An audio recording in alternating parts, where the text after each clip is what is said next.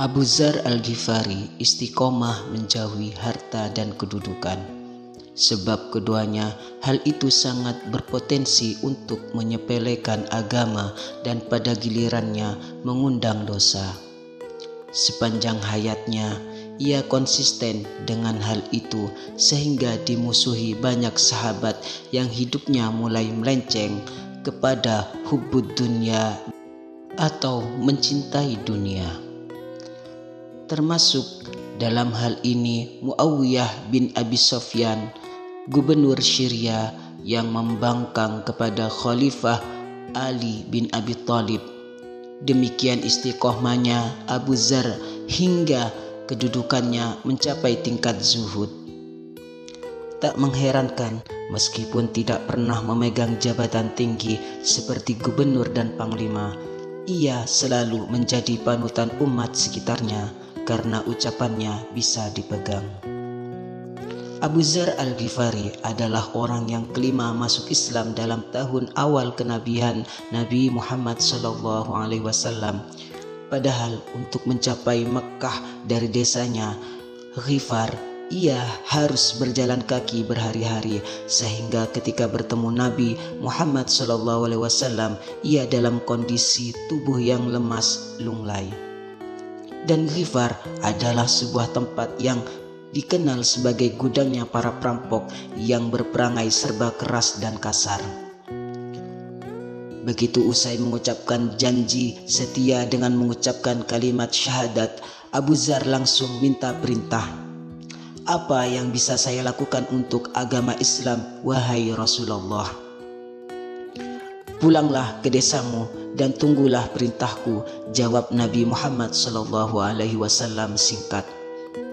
Masalahnya saat itu baginda Nabi Muhammad SAW belum berani melakukan dakwah secara terang-terangan. Namun rupanya Abu Dzar tidak puas dengan jawaban tersebut. Ia kemudian ke Ka'bah dan berteriak keras-keras mengucapkan kalimat syahadat.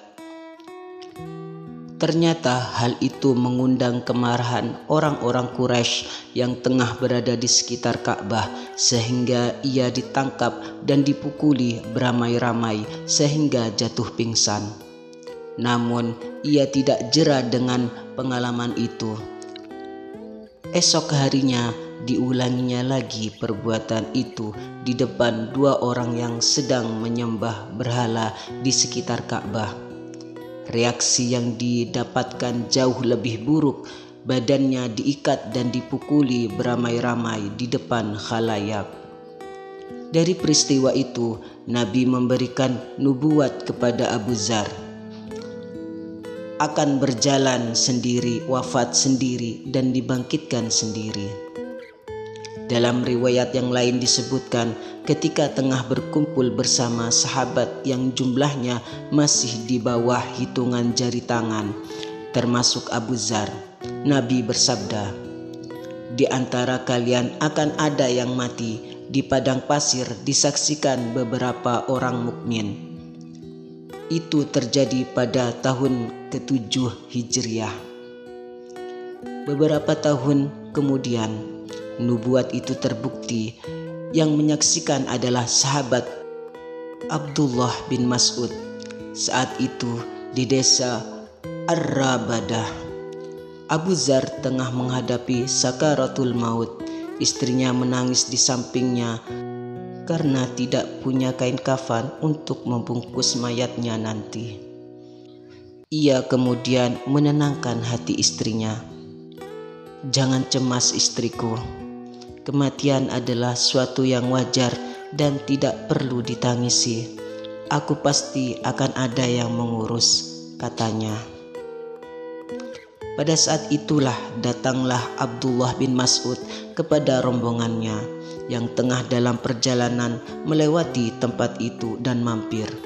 Ia mengenal bahwa orang yang tengah menghadapi maut itu adalah sahabatnya sendiri, Abu Dzar Al-Ghifari. Pada kesempatan itulah Abdullah bin Mas'ud teringat nubuat Nabi dan mengucapkannya. Abu Dzar akan berjalan sendiri, wafat sendiri, dan dibangkitkan sendiri.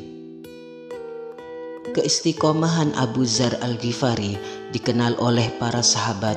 Ia benar-benar meneladani Nabi Muhammad SAW, Abu Bakar Shiddiq, dan Umar bin Khattab.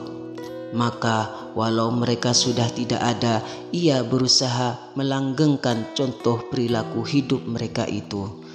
Padahal situasi sosial masyarakat rakyat Arab sudah berubah ke arah materialistisme. Tak mengherankan bila tantangan menghadang langkahnya. Demikian kukuhnya Abu Dzar melaksanakan contoh-contoh kehidupan seperti pada masa Nabi Muhammad SAW hingga ia menjauhi kedudukan dan harta. Puncaknya, ia menolak jabatan gubernur yang ditawarkan kepadanya. Sebelum itu, ia mengkritik Muawiyah bin Abu Sufyan, gubernur Syria, yang dikenal sangat memuja harta. Di depan masyarakat Syria, perbuatannya itu dianggap membahayakan. Padahal, buat masyarakat akar rumput, kata-katanya itu mengandung kebenaran hingga suaranya selalu didengar dan diikuti sebagai petunjuk. Muawiyah lantas melaporkan hal itu kepada Khalifah Utsman di Madinah, yang kemudian menarik Abu Dzar ke Madinah. Abu Dzar kemudian minta izin untuk tinggal di desa Ar-Rabadah hingga akhir hayatnya yang disaksikan sahabat Abdullah bin Mas'ud. Semoga Allah Subhanahu wa Ta'ala memberikan tempat yang sebaik-baiknya bagi pribadi agung ini. Amin.